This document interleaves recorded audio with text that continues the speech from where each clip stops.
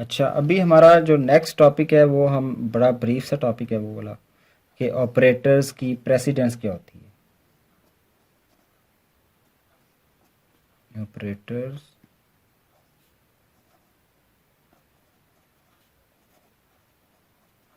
Precedence, precedence का क्या मतलब होता है? ऑपरेटर्स प्रेसिडेंस, प्रेसिडेंस का मतलब होता है कि प्रायोरिटी किसकी ज़्यादा है, कि ये जितना भी ऑपरेटर्स हमने डिस्कस किए हैं अभी तक, इनमें सबसे ज़्यादा प्रायोरिटी किसकी है। तो मैं जस्ट एक छोटी सी लिस्ट आपको बता देता हूँ कि, लेकिन ये वो लिस्ट है जो हमने अपने इस लेक्चर के अंदर ऑपरेटर्स डिस्कस किए हैं। अगर आप इंटरनेट पर या किसी और बुक में देखें तो वहाँ काफ़ी लंबी चौड़ी लिस्ट होगी। मैं आपको यहाँ जस्ट वो वाले बता रहा हूँ जो हमने खुद यहाँ डिस्कस किए हैं। तो सबसे पहले अच्छा, ये जो मैं ऊपर लिख रहा हूँ ना, इनकी प्रायोरिटी सबसे हाई होगी, और जैसे जैसे मैं नीचे जाता जाऊँगा तो मेरी प्रायोरिटी उनकी कम होती जाएगी। ठीक है जी। तो सबसे ज़्यादा जो प्रायोरिटी है वो प्लस प्लस की है और माइनस माइनस की। अच्छा जी, ठीक है जी। जो सबसे ऊपर है उनकी प्रायोरिटी सबसे ज़्यादा। और इसमें एक और चीज़ का ख़ास ख्याल रखें कि कुछ एक ही रो के अंदर मैं कुछ ऑपरेटर्स को इकट्ठा लिखूंगा या एक रो में उनको लिखूंगा, यानी कि उनकी प्रायोरिटी बाकियों के सबके मुकाबले में तो ज़्यादा है, लेकिन आपस में ज़्यादा नहीं है। आपस में वो बिल्कुल इक्वल है, लेकिन फिर भी उन दोनों में से कौन सा पहले परफॉर्म होगा उसके लिए एक लॉजिक होती है, लेफ्ट टू राइट। ठीक है, लेफ्ट टू राइट। इनमें से फॉर एग्जांपल ये जो प्लस प्लस है और माइनस माइनस है, इनकी सब बाकी सब ऑपरेटर्स से प्रायोरिटी ज़्यादा है, लेकिन आपस में इन दोनों की किसी की ज़्यादा नहीं है। ये किस बेस पे ज़्यादा होगी? जो लेफ्ट पे लिखा होगा वो पहले ऑपरेट करेगा और जो राइट पे लिखा होगा वो बाद में करेगा।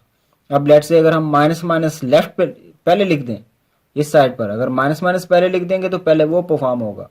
मैंने यहाँ प्लस प्लस लिखा है, तो अगर प्लस प्लस को मैं इधर राइट पे ले जाऊंगा तो पहले माइनस माइनस फॉर्म होगा। अच्छा, इसके बाद जो प्रायोरिटी है वो इस नॉट की, जो जो हमने अभी डिस्कस किया थोड़ी देर पहले। उसके बाद प्रायोरिटी है जी मल्टीप्लिकेशन की, डिवीजन की एंड इस परसेंटेज की। इन तीनों की ज़्यादा है, लेकिन अगेन इन में से जो लेफ्ट पर होगा वो पहले परफॉर्म होगा। उसके बाद प्लस की और माइनस की, अगेन जो लेफ्ट पर होगा वो पहले परफॉर्म होगा। ये मैं इधर प्लस पहले लिख रहा हूँ, इसका मतलब ये नहीं है कि प्लस पहले होगा। आप अगर माइनस इधर लिख देंगे तो माइनस पहले होगा। इसी तरह लेस देन या लेस देन इक्वल टू जो है इनकी प्रायोरिटी ज़्यादा है। फिर ग्रेटर देन और ग्रेटर इक्वल टू, इनकी प्रायोरिटी ज़्यादा है। फिर इक्वल टू ये इक्वलिटी वाले आ गए, और नॉट इक्वल टू इनकी ज़्यादा है। फिर ये हमने जो लॉजिकल एंड डिस्कस किया था उसकी प्रायोरिटी ज़्यादा है। फिर हमने लॉजिकल और डिस्कस किया था उसकी प्रायोरिटी ज़्यादा है। फिर हमने ये एक सिंपल असाइनमेंट का ऑपरेटर डिस्कस किया था, इसकी प्रायोरिटी फिर उससे कम है। अच्छा, जैसे जैसे हम नीचे आ रहे हैं वैसे वैसे प्रायोरिटी कम होती जा रही है, और जैसे जैसे हम ऊपर जाएंगे तो हर सिंबल की प्रायोरिटी बढ़ती जाएगी। इसका मतलब जो सबसे ऊपर है वो सबसे पहले परफॉर्म होंगे।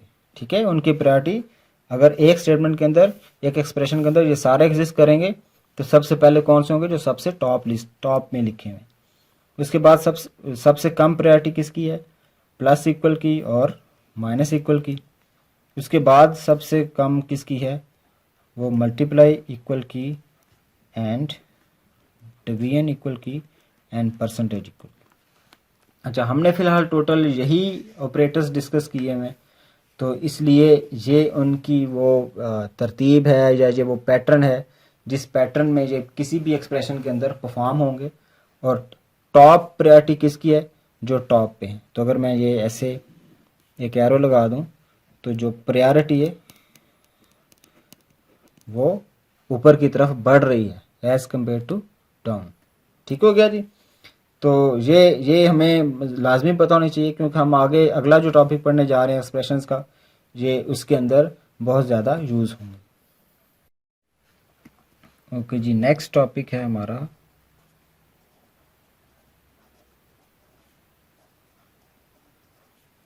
Expressions.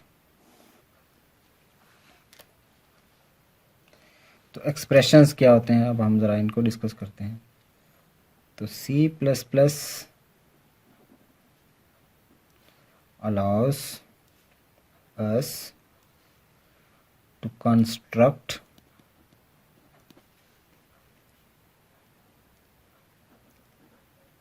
complex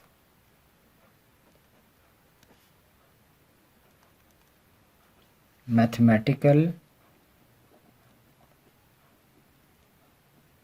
expressions using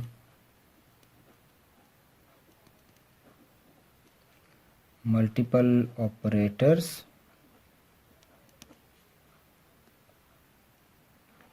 and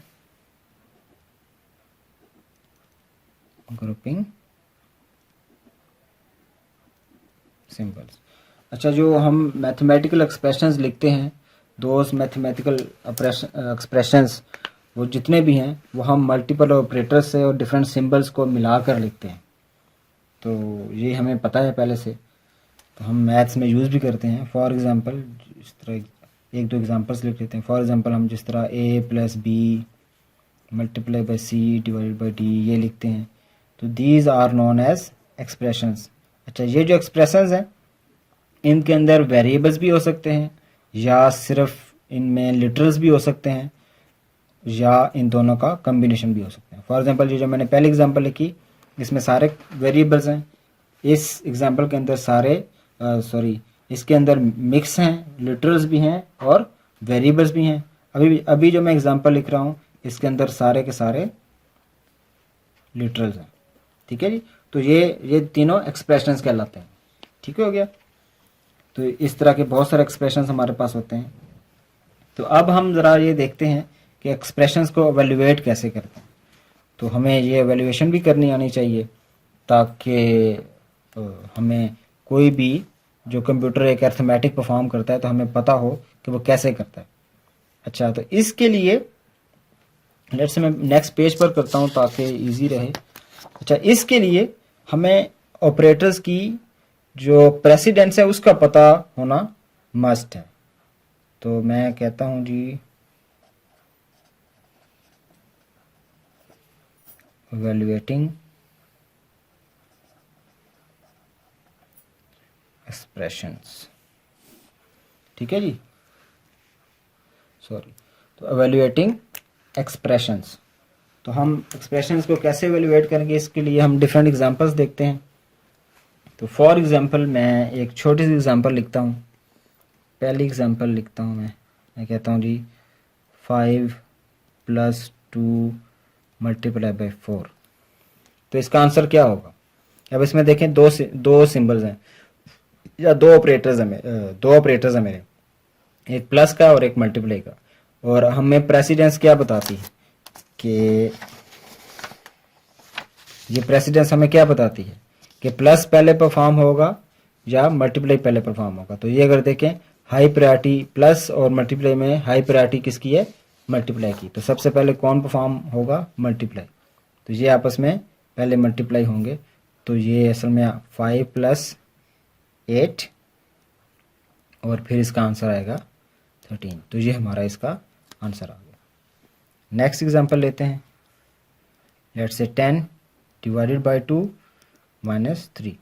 तो इसमें से भी सबसे हाई प्रायोरिटी किसकी है? डिवीजन की। तो सबसे पहले 10 2 से डिवाइड होगा तो आंसर आएगा 5, उसमें से 3 माइनस होगा तो हमारे पास आंसर आ जाएगा 2। ठीक हो गया। Next example. अच्छा, जैसे जैसे मैं आगे जाऊंगा एग्जांपल्स थोड़ी सी कम्प्लेक्स होती जाएंगी। तो 8 + 12 मल्टीप्लाई बाई 2 -4। तो अब ये देखें, अब इनमें से कौन सा पहले होगा? अब इसमें प्लस भी है, माइनस भी है और मल्टीप्लाई। तो असल में ये वाला जो ऑपरेशन है मल्टीप्लिकेशन का ये पहले परफॉर्म होगा। तो 8 + 12 मल्टीप्लाई बाई 2 कितना आया? 24 -4। अब ये देखें इनमें से प्लस लेफ्ट पर है और माइनस राइट पर है। तो इन दोनों में से कौन सा एक्शन पहले परफॉर्म होगा? ये वाला। ठीक हो गया। तो अब इसका आंसर क्या आएगा, ये आंसर आएगा 32 माइनस 4, और फिर ये परफॉर्म होगा तो ये आंसर मेरे पास आ जाएगा 28। ठीक हो गया। और एग्जाम्पल नंबर 4 कर लेते हैं। 4 प्लस 17 परसेंटेज 2 माइनस 1। तो अब इसका आंसर क्या होगा, इसमें सबसे पहले कौन सा एक्शन परफॉर्म होगा, सबसे पहले ये परफॉर्म होगा। ठीक हो गया, तो ये परफॉर्म होगा। तो अब 17 को जब हम 2 से डिवाइड करेंगे तो रिमाइंडर क्या आएगा, भी मैं यहाँ मैं करता हूँ ताकि आपको समझ आ जाए। 288 और 16, तो आंसर आया 1। तो मेरे पास जो रिमाइंडर बचा वो 1 होगा। तो इसका मतलब है 4 प्लस 1 माइनस 1। अब इसमें से ये इनमें से कौन सा ऑपरेशन पहले होगा, पहले ये प्लस वाला होगा। तो 5 माइनस 1 और फाइनलाइज आंसर मेरा आ जाएगा 4। ठीक हो गया। तो 5 नंबर एग्जाम्पल है 6 minus 3 multiply by 2 plus 7 minus 1। अब इसमें कौन सा पहला होगा, पहले ये वाला एक्शन परफॉर्म होगा। तो हम क्या कहेंगे 6 minus 6 2 are sorry 3 2 are 6 plus 7 minus 1। तो अब इसमें सबसे पहले ये परफॉर्म होगा तो ये आंसर आएगा 0 प्लस 7 माइनस 1। फिर ये परफॉर्म होगा तो ये 7 माइनस 1 आ जाएगा, और फिर ये आपस में परफॉर्म होगा तो आंसर 6 आ जाएगा। ठीक हो गया जी। Example number 6। अच्छा 5 प्लस 2 ब्रैकेट में लगा दी मैंने 4। अच्छा अब ये एग्जाम्पल थोड़ी सी इंटरेस्टिंग है। इसमें देखें, इसमें सिंबल एक प्लस यूज हुआ है और एक मल्टीप्लाई यूज हुआ है, लेकिन साथ ब्रैकेट्स भी यूज हो गए हैं। अगर ये ब्रैकेट्स ना होती, जिस तरह यहाँ थी, ठीक है ना, जहाँ ब्रैकेट्स नहीं थी, ये वही एग्जाम्पल है, थोड़ी सी चेंज है। जहाँ ब्रैकेट्स नहीं थी तो सबसे पहले कौन सा एक्शन परफॉर्म हुआ था, हमने मल्टीप्लिकेशन पहले किया था। लेकिन यहाँ इन ब्रैकेट्स ने आकर प्रायोरिटी चेंज कर दी। अब ये ब्रैकेट्स कह रही है कि नहीं, जहाँ ब्रैकेट्स लगे ना पहले वो एक्शन परफॉर्म होगा। तो अब यहाँ क्या होगा, अब 5 प्लस 2 होगा तो ये आंसर आएगा 7, और फिर वो 4 के साथ मल्टीप्लाई करेंगे तो आंसर मेरा कितना आ जाएगा 28। ठीक हो गया।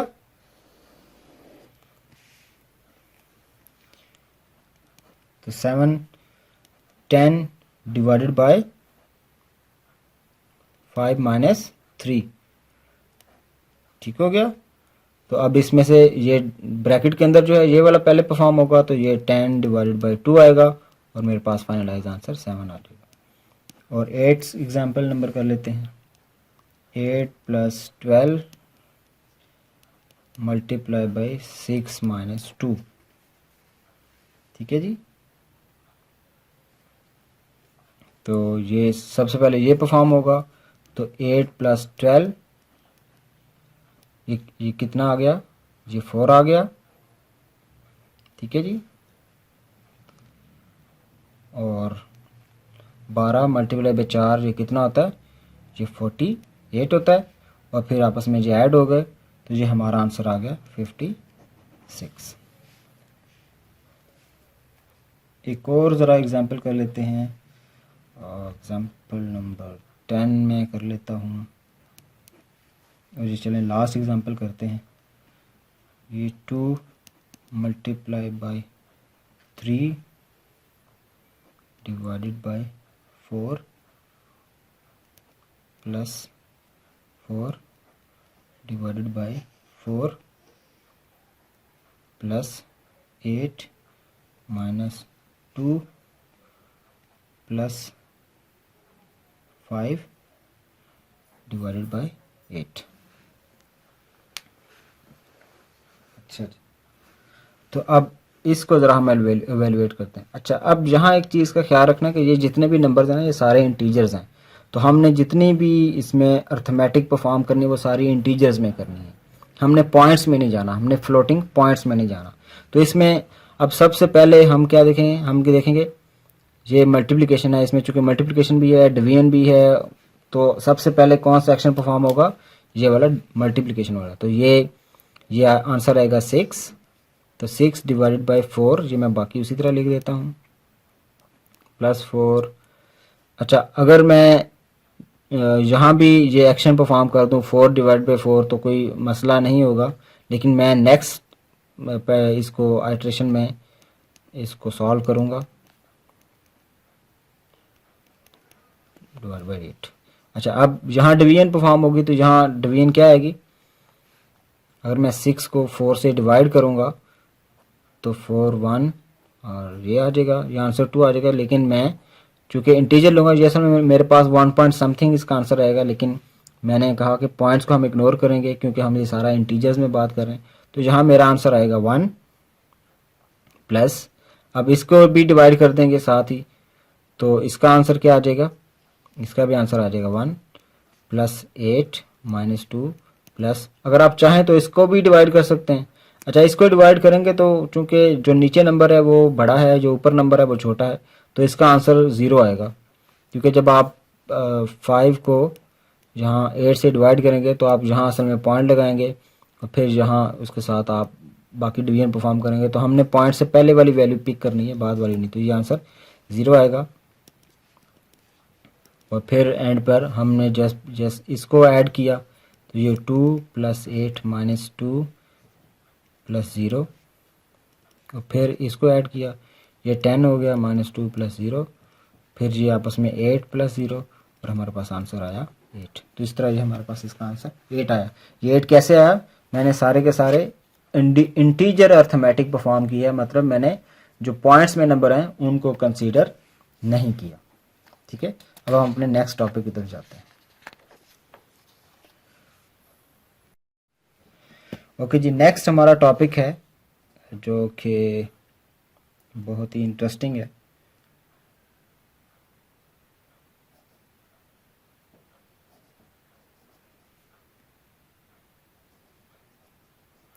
हमारे पास कुछ अलजेब्रिक एक्सप्रेशंस होते हैं,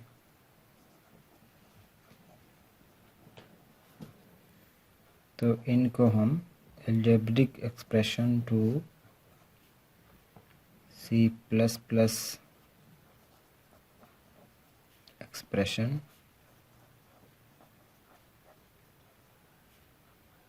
कन्वर्जन,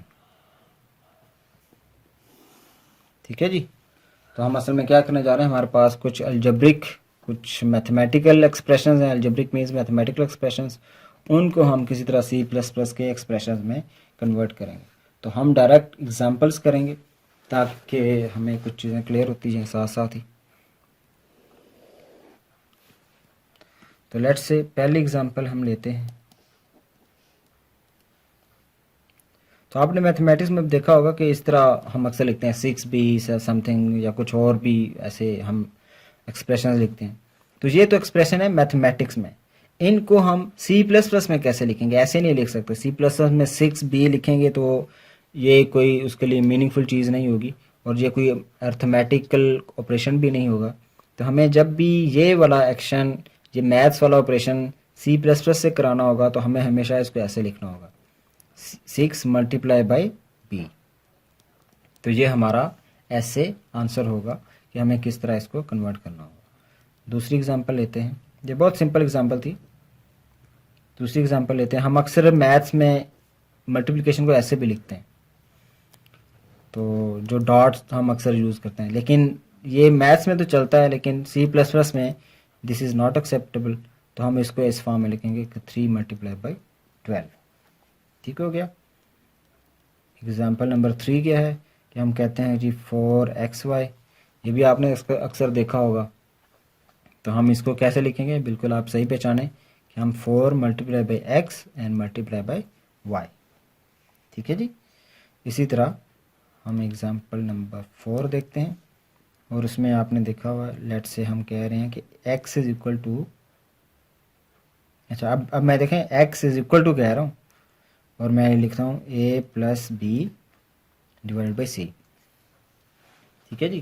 तो अब ये देखें ये चीज़ें चेंज हो गई हैं थोड़ी। तो अब मैं कह रहा हूँ कि x में स्टोर करो ये वाला अलजेब्रिक एक्सप्रेशन। तो अब सबसे पहले मैं क्या लिखूँगा, इधर मैं लिखूँगा लेफ्ट साइड पर x और राइट साइड पे क्या होगा। अच्छा अब मैं कह रहा हूँ कि a प्लस बी ये जो c है ना, ये इन दोनों की समेशन पर से, इन दोनों की सम से डिवाइड हो रहा है, ये बात ध्यान में रहे। तो अब आपको पता है कि अगर मैं ऐसे डायरेक्ट डिवीजन लिख दूंगा तो अब इसमें से पहले तो ऑपरेशन ये परफॉर्म हो जाएगा, लेकिन मुझे तो ये नहीं करना। ये मैथ्स की इक्वेशन क्या कह रही है, कहती है पहले a प्लस बी आपस में ऐड होंगे फिर c से डिवाइड होंगे। तो इसलिए इसका मतलब है हम यहाँ ब्रैकेट्स लगाएंगे ताकि ऑर्डर ऑफ ऑपरेशन जो है उसको चेंज कर सकें, हम प्रायोरिटी चेंज कर सकें ऑपरेटर्स की। तो ये जो ब्रैकेट्स हैं ये प्रायोरिटी चेंज कर देती हैं। तो ये हमारी एग्जांपल नंबर 4 कंप्लीट हुई। अब एग्जांपल 5 को डिस्कस करते हैं। Let's say y is equal to 3x/2। तो ये भी इस तरह का ऑपरेशन भी हमने अक्सर देखा है। तो ये क्या करता है, तो इसको हम यूँ लिख सकते हैं कि y is equal to x divided by 2 और फिर मल्टीप्लाई बाई 3। कि क्या करो, पहले इस x को 2 से डिवाइड कर लो, ठीक है जी, क्योंकि लेफ्ट साइड पे, इसलिए इसको लेफ्ट साइड पे लिखा कि ये पहले कर लो, इसलिए लेफ्ट पे लिखा, और फिर हमने कहा इसको 3 के साथ मल्टीप्लाई कर लो। तो ये इस तरह इसका आंसर आ गया। तो एग्जांपल नंबर 6 जो है that is z is equal to 3x plus 2 and 4a minus 1। ठीक है जी। तो इसको हम कैसे लिखेंगे, हम कहेंगे z इज इक्वल टू, अब ये देखें पहले ऊपर वाला पूरा एक्सप्रेशन, पहले वो एवेल्युएट होगा, फिर नीचे वाला, पहले इसका मतलब है पहले इसका आंसर आएगा, फिर इसका आंसर आएगा, फिर ये डिवीजन परफॉर्म होगी। इसलिए मैं कहूँगा कि 3 मल्टीप्लाई बाई एक्स प्लस 2 इसको, ठीक है जी, ब्रैकेट से पहले इसको परफॉर्म करो, उसके बाद डिवीजन होनी चाहिए, लेकिन वो डिवीजन कब हो, जब ये 4 मल्टीप्लाई बाई ए हो जाए और माइनस 1 हो जाए। तो पहले ये वाला परफॉर्म होगा ऑपरेशन पूरा, फिर ये परफॉर्म होगा, इन दोनों का जो आंसर आएगा उससे फिर डिवीजन परफॉर्म होगी। ठीक, तो एक्सरसाइज नंबर 7 कर लेते हैं। जो एग्जांपल नंबर 7 जो है वो सिंपल है। उसमें हम कहते हैं कि लेट्स से 2dy है और हम कहते हैं d प्लस 1 है और minus x divided by 3z plus y है। ठीक है जी। तो अब इसको हम कैसे लिखेंगे, अब ये देखें, तो सबसे पहले हम क्या कहेंगे, 2 multiply by B multiply by Y, ये आपस में मल्टीप्लाई हो जाएंगे, फिर ये डिवाइड होगा किससे, 6 प्लस 1 से। ठीक है जी, क्लियर होगी बात। अच्छा, फिर हम अपनी आसानी के लिए ये कह सकते हैं कि इस सारे को ऐसे ब्रैकेट में लिख दें ताकि हमें पता हो कि माइनस से पहले ये सारे का सारा एक्शन परफॉर्म होना चाहिए। और फिर हम कहेंगे कि अच्छा अब यहाँ भी ब्रैकेट लगाते हैं ताकि ये वाला पूरा हम कहें कि ये पहले परफॉर्म करेंगे, और x डिवाइडेड बाय, अब ये आ जाएगा। अब इसके लिए मैं यहाँ ब्रैकेट लगाता हूँ, लेकिन आगे जगह नहीं तो मैं यहाँ लिख लेता हूँ। मैं कहता हूँ 3 मल्टीप्लाई बाय, अच्छा अब यहाँ देखें यहाँ ब्रैकेट लगी हुई है ऑलरेडी, तो मैं क्या कहूँगा, ब्रैकेट और लगा दूंगा, ये वाली ब्रैकेट, और मैं कहूँगा z को y में ऐड करो, फिर उसका आंसर जो आएगा 3 से मल्टीप्लाई करो, उस कंप्लीट आंसर को ये जो इसके साथ मिलाकर वो x से डिवाइड करो, और फिर इसका जो भी आंसर आएगा वो इस पूरे आंसर से माइनस कर दो। ठीक है जी। तो इस तरह ये हमारी कुछ एग्जांपल्स थी जो हमने परफॉर्म कर ली।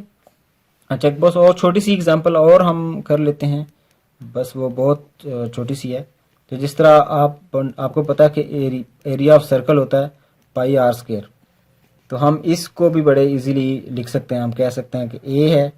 अच्छा, अब ये जो पाई है, सी प्लस प्लस में तो पाई का सिंबल नहीं होता, तो फिर इसको कैसे लिखेंगे। तो मैथ्स में तो हम पाई आर स्क्वायर लिख लेते हैं, लेकिन यहाँ नहीं लिख सकते। तो यहाँ हम क्या करेंगे, यहाँ हम पाई की एक्चुअल वैल्यू लिखेंगे। तो हम कहेंगे 3.1415।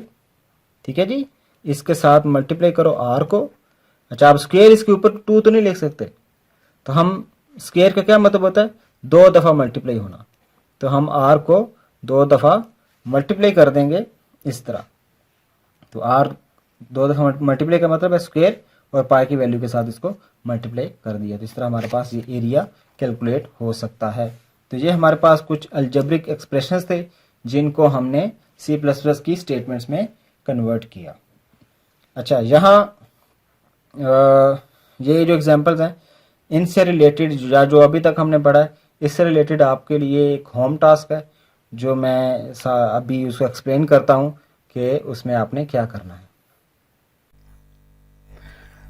अभी हम होम टास्क 2 के बारे में डिस्कस करते हैं। इससे पहले हमने वेरिएबल्स के कॉन्सेप्ट को भी देखा हुआ है और इस लेक्चर के अंदर हमने डिफरेंट ऑपरेटर्स भी डिस्कस किए और डिफरेंट एक्सप्रेशंस वगैरह को भी हमने देखा।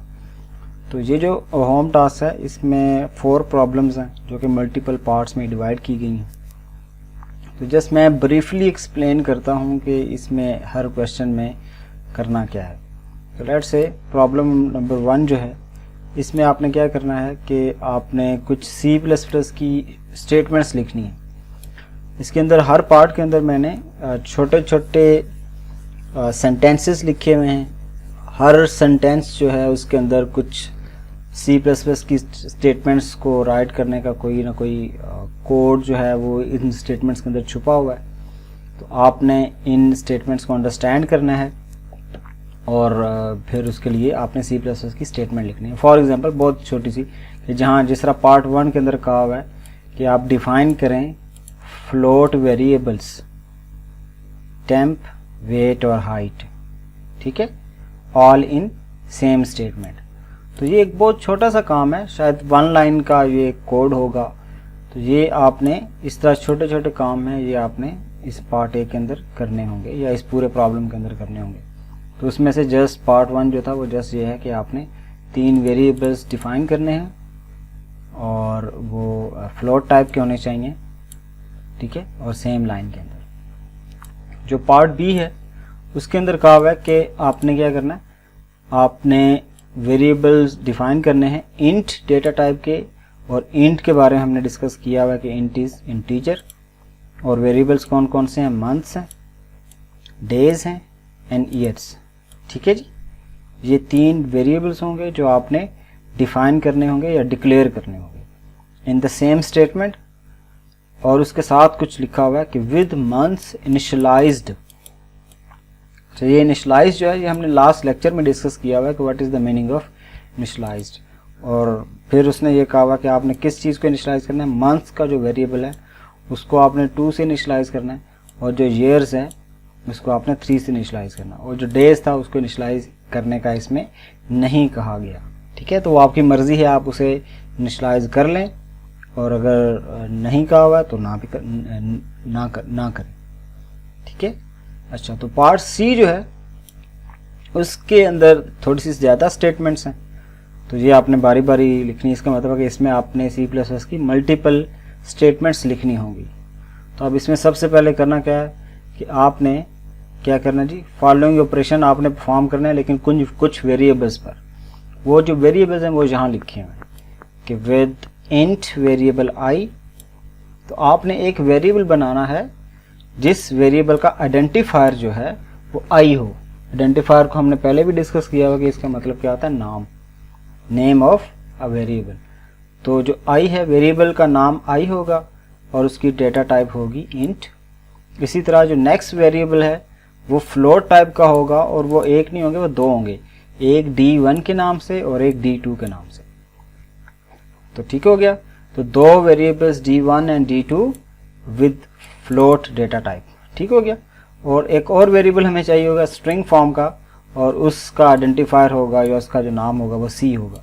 तो असल में आपने यहाँ 4 वेरिएबल्स बनाने होंगे, एक इंटीजर टाइप का, ये 2 फ्लोट टाइप के और एक स्ट्रिंग टाइप का। और इन पर आपने ये वाले एक्शन परफॉर्म करने होंगे। मैं इनको डिस्कस नहीं करूँगा अभी, ये आप खुद एक दफ़ा इसको पढ़ेंगे और फिर आप इसके लिए छोटी छोटी स्टेटमेंट्स लिखेंगे। इसी तरह जो पार्ट डी है उसके अंदर भी कुछ ना कुछ कहा हुआ है कि आपने क्या करना है, right statement using combined assignment operators. ये इंपॉर्टेंट है, ये हमने अभी इसी लेक्चर के अंदर डिस्कस किया है कि कंबाइंड जो असाइनमेंट ऑपरेटर्स हैं वो कौन से हैं। आप एक दफ़ा उनको रिव्यू करें और फिर वो जो वेरिएबल्स होंगे या जो भी आपने वेरिएबल डिक्लेयर करने होंगे, उनके साथ ये डिफरेंट ऑपरेशंस परफॉर्म करने हैं। तो जहाँ वेरिएबल के डिक्लेयर करने की ज़रूरत पड़े तो आप एज्यूम कर सकते हैं इस पर्टिकुलर प्रॉब्लम में असल में किसी वेरिएबल को डिक्लेयर करने का या डिफाइन करने का नहीं कहा हुआ, तो आप खुद से डिक्लेयर कर भी सकते हैं और या आप एज्यूम भी कर सकते हैं कि किसी ने आपके लिए वो वेरिएबल्स इनिशियल डिक्लेयर किए हैं। फॉर एग्जांपल जिस तरह यहाँ एक्स है, यहाँ अमाउंट का वेरिएबल है, यहाँ वाई का वेरिएबल है, यहाँ टोटल का वेरिएबल है। तो ये जो वेरिएबल्स हैं इनको आप चाहें तो खुद से एज्यूम कर सकते हैं या खुद से डिक्लेयर भी कर सकते हैं, ये आपकी चॉइस है। ठीक है, हो गया। तो इससे हमारा क्वेश्चन नंबर 1 जो है वो कंप्लीट हुआ। अब जो क्वेश्चन 2 है, जो प्रॉब्लम नंबर 2 है, इसके अंदर आपने क्या करना होगा, इसमें आपने लिखने होंगे, इसमें कुछ एक्सप्रेशंस लिखे हुए। फॉर एग्जांपल ये 10 एक्सप्रेशंस हैं और इन एक्सप्रेशंस को हमने इवेल्युएट करना होगा कि इन एक्सप्रेशंस के अंदर जो ऑपरेटर्स हैं जब वो अप्लाई होंगे डिफरेंट ऑपरेंड्स पे तो उनका आंसर क्या होगा। और इसके लिए जाहिर है आपको ऑपरेटर्स की प्रेसिडेंस का पता होना चाहिए जो हमने डिस्कस की हुई है। अच्छा, तो उसमें आपने प्रॉपर प्रोसीजर लिखना है कि इसमें से पहले कौन सा परफॉर्म होगा, बस ये आपने उनके आंसर लिख देने हैं यहाँ। ठीक हो गया, ये एक छोटा सा प्रॉब्लम है। फिर जो नेक्स्ट है वो ये है प्रॉब्लम नंबर 3। इसमें 5 आपके सामने अलजेब्रिक एक्सप्रेशंस लिखे हुए हैं। आपने इन एक्सप्रेशंस को C++ के एक्सप्रेशंस में लिखना है। इससे पहले हमने ये सीखा है इसी लेक्चर के अंदर कि हम किसी भी अलजेब्रिक एक्सप्रेशन को C++ में कैसे लिख सकते हैं। सेम उसी टेक्निक को यूज़ करते हुए आपने ये चीज़ें इन एक्सप्रेशंस को C++ की फॉर्म में लिख देना। That's it. अच्छा, जो प्रॉब्लम नंबर 4 है वो थोड़ी सी ट्रिकी है और उसमें आपको प्रोग्रामिंग के जो बेसिक कंस्ट्रक्ट्स हैं या बेसिक जो चीज़ें हैं वो पता होनी चाहिए। और वो क्या है कि इसमें आपने क्या करना है, प्रेडिक्ट करना है कि what is the output of following code statements, कि ये जो कोड लिखे हुए हैं इनकी आउटपुट क्या होगी। इसमें से आपने बड़े ध्यान से चीज़ें देखनी। फॉर एग्जांपल इसमें जो पार्ट ए है, तो पार्ट ए को अगर आप देखेंगे तो ये जो कोड है ये बड़े ही अजीब तरीके से लिखा हुआ है। तो सबसे पहले तो मैंने इस कोड को थोड़ा सा अनस्ट्रक्चर्ड वे में लिखा हुआ है। तो इससे पहले हमने जो पिछले लेक्चर थे उसमें हमने डिस्कस किया था कि what is the basic structure of C++ program. तो उस स्ट्रक्चर को सामने रखते हुए सबसे पहले तो आपने इस प्रोग्राम को रीअरेंज करना होगा कि ये जो स्टेटमेंट्स हैं कौन सी पहले लिखेंगे, कौन सी उसके बाद आएगी, कौन सी उसके बाद। तो तरतीब के अंदर आपको पहले इन स्टेटमेंट्स को लिखना है और फिर बताना है कि इस प्रोग्राम की आउटपुट क्या आएगी जब कंसोल पर, स्क्रीन पर ये प्रोग्राम क्या आउटपुट शो करेगा। ठीक हो गया। तो सबसे पहले तो आप इसे पेपर पे ट्राई करें, उसके बाद आप चाहें तो विजुअल स्टूडियो में भी ट्राई कर सकते हैं, लेकिन मैं रेकमेंड करूंगा कि आप ऑन पेपर सबसे पहले इसको ट्राई करें।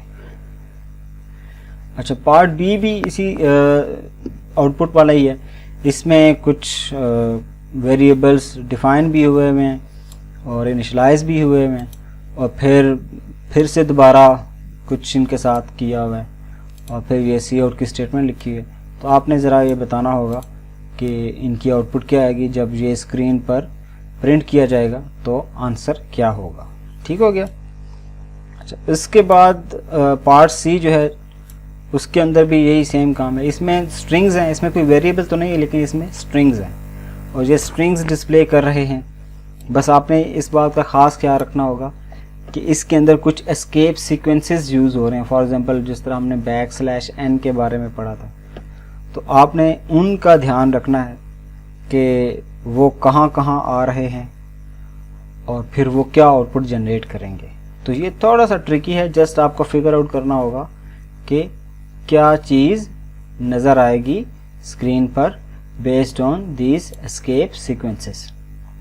ठीक, उसके बाद लास्ट पार्ट जो है, सॉरी लास्ट नहीं है, सेकंड लास्ट है, और इसमें कुछ वेरिएबल्स डिफाइन हुए हैं या डिक्लेयर हुए हैं, और एक एक्स का वेरिएबल इनिशियलाइज भी हुआ है, और फिर यहाँ कोई एक एक्सप्रेशन लिखा हुआ है, तो आपने ये देखना है कि इसका आंसर क्या आएगा, और जब ये दोनों एक्स और ए जो है वो प्रिंट होंगे तो आउटपुट क्या आएगी।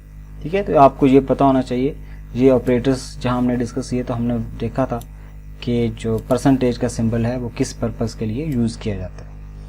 तो जो लास्ट पार्ट है उसमें कुछ थोड़े से ज़्यादा वेरिएबल्स हैं, ज़्यादा मीन्स टोटल 3 वेरिएबल्स हैं, उनको एक ही सिंगल लाइन में मैंने इनिशियलाइज़ किया हुआ है। तो ये एक तरीका हो सकता है इनिशियलाइज़ करने का, यूँ भी कर सकते हैं। और फिर मैंने कुछ कंबाइंड असाइनमेंट ऑपरेटर्स यूज़ किए हैं विद डिफरेंट सिंबल्स या डिफरेंट अर्थमेटिक ऑपरेटर्स के साथ। तो आपने ये देखना है कि ऑन पेपर कम से कम आप इसको ट्राई करें कि जब ये 1 + = 4 होगा तो फिर 1 वेरिएबल के अंदर क्या वैल्यू स्टोर होगी, जब 2 * 2 होगा तो फिर क्या होगी, जब 3 - = 4 होगा तो फिर क्या होगा, इसी तरह 1 पर डिवाइडेड बाय समथिंग एंड =3 होगा तो फिर क्या होगा। तो ये आप थोड़ा सा इसको ट्राई करेंगे तो आपको आइडिया हो जाएगा कि इनकी आउटपुट क्या होंगी, और फिर आपने ये भी बताना होगा कि लास्ट पर इसकी स्क्रीन पर आउटपुट क्या आएगी। ठीक हो गया। तो ये एक छोटी सी होम टास्क है जो आपने सॉल्व कर